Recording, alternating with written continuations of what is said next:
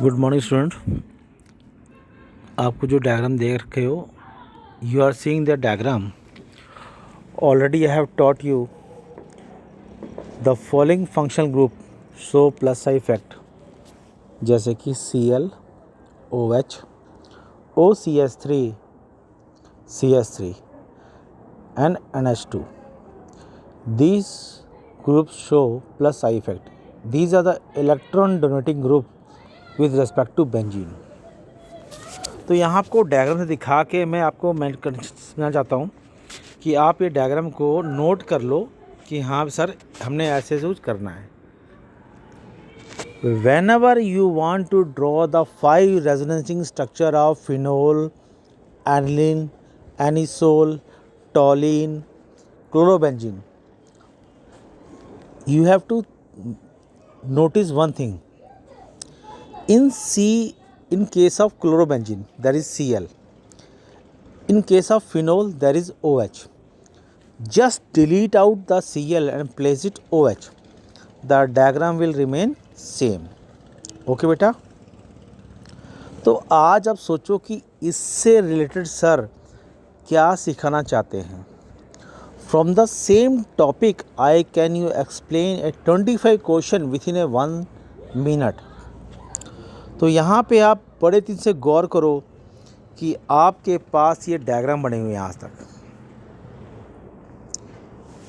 मैंने उसको बॉक्स में रख दिया and just see by a naked eyes कि what are you looking for. तो आप देखोगे 4 चीज़ मेंशन करोगे। 4th thing you will look out. Cl is an halide, belongs to 17 group and it is an electronegative in nature. It have tendency to gain electron and having negative charge. मगर यहाँ क्या दिख रहा है? It attain a positive charge. Second point, due to resonance effect, it gain double bond character.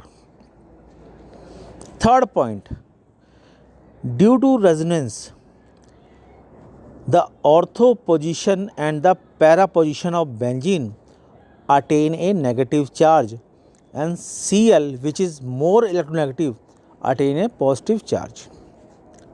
Fourth point, the different resonating structure you find C1, C2, C3, C4, C5, C6 in benzene ring acquire a single bond character and double bond character. यानी कि उनकी bond length, यानी कि कह सकते हो कि the bond length in benzene between C dash C are same because of delocalization of electron within the resonance. Okay? जब फॉलो करके हम नेक्स्ट पेज पर प्रोसीड करते हैं तो यहाँ पे आपको एक पैटर्न दिया जाता है, पैटर्न कि how we have to write. तो मैंने आपको जस्ट एक मेंशन कर रखा है, पैटर्न दे रखे कि if somebody is going to ask about a question, first, why chlorobenzene do not favour a nucleophilic substitution reaction, first question. Second, why chlorobenzene is less basic in nature, second option.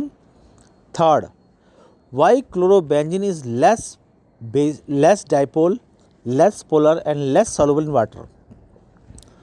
Fourth point, why the electrophilic substitution reaction favors an ortho and para.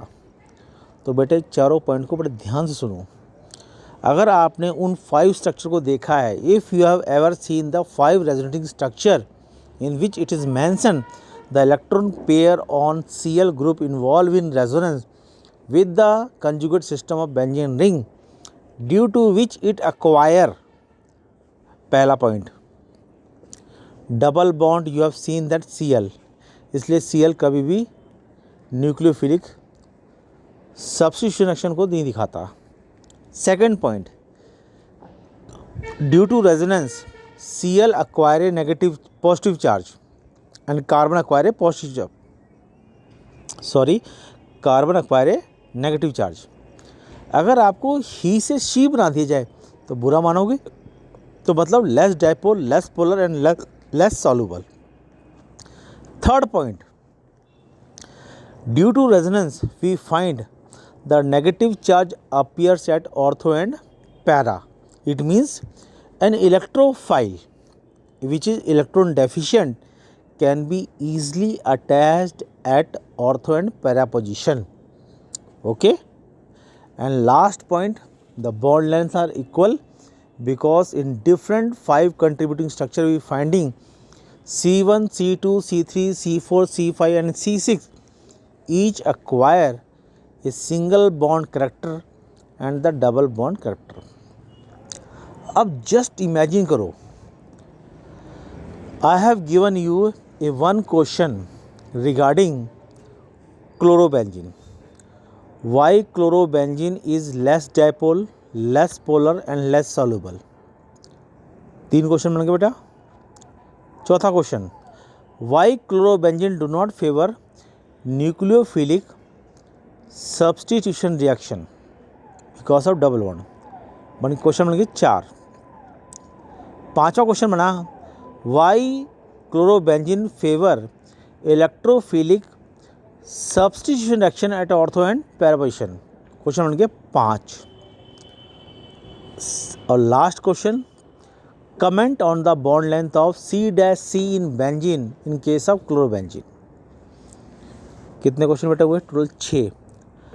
अगर मैं यही question phenol के लिए पूछूं, same question I have going to ask in regarding phenol means alcohol, next regarding ether OCH3 anisole, और next regarding aniline जिसमें NH2 group जुड़ता है. तो अगर एक पे 6 क्वेश्चन बनते हैं बेटे, तो 3 पे कितने बने? 18 क्वेश्चन.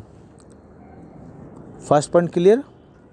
अब सोचो, if I am going to clarify whatever the reaction taking out, तो मैं आपको रिएक्शन दिखाता हूँ कि आपको यहाँ पे रिएक्शन मेंशन कर रखी है कि explain the different electrophilic substitution reaction taking place in chlorobenzene.